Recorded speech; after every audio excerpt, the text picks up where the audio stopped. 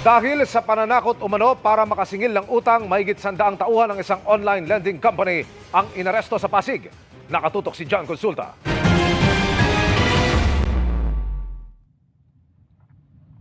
Go na po, go na.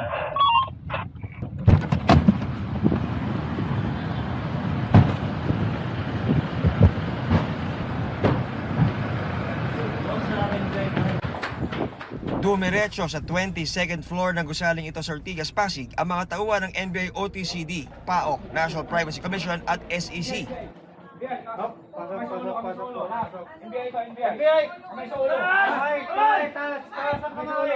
Doon, huli sa akto habang aktibo sa kanilang online lending operations ang 168 tao.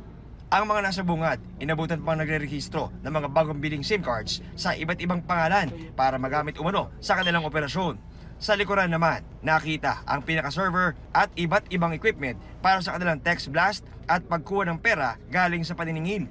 Sa online site lang po namin, nasa 15,000 ang complaint. Sa amin pa lang po yun, pera pa po yun sa NBI, meron din pong complaint sa PNP. Gumawa kami ng one-stop shop, nakasama natin yung NBI, yung PNP, kasama natin ang SEC para mag-cater doon sa mga complaints. Kawawa yung mga kababayan natin, nangangailangan, kapit sa patalim, uutang sa kanila. Bukod sa napakataas na ng interest ay kung makapaningil pa kung murahin, kung takutin ang ating mga kababayan.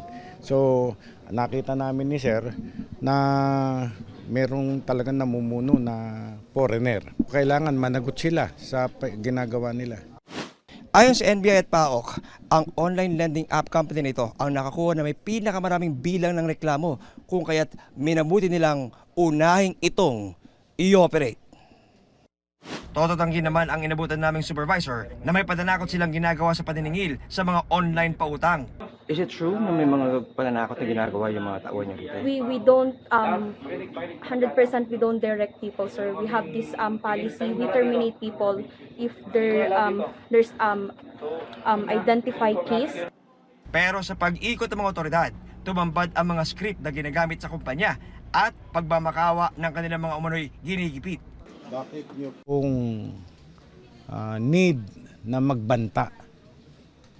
Ginagawa ko lahat naman po ng paraan ngayon para makabayad. Ano pong basa niyo po dito? Yes, takot na. Ibig sabihin pinagbabantaan siya. Patunay ito, sir, na talagang nangyayari yung pagbabanta. Yes. Sa tingin po ninyo? Oo. Kitang-kita. May pagbabanta. Sumbong ng isang dating empleyado ng kumpanya, patong-patong na pang-aabuso ang inaabot ng mga umuutang sa kanilang online lending app. Kapag nangutang ng 1,000, makukuha lang nila 600. Minsan po yung 1,000, makukuha niya 5,000. Ganun katindi. Kanya sinasabi ng ganun pong terminology. Tamad, walang ibenta mo yung anak mo, ganun, para ipambayad ka sa utang mo. Kukumpiskahin ng NBI at PAOK ang lahat ng equipment sa lugar tulad ng computers, routers, cellphones at iba pa. Naharap sa reklamang paglabag sa Data Privacy Act, Cybercrime Prevention Act at Financial Products and Services Consumer Protection Act ang mga Pilipinong inaresto. Para sa GMA Integrated News, John Consulta, nakatutok 24 oras.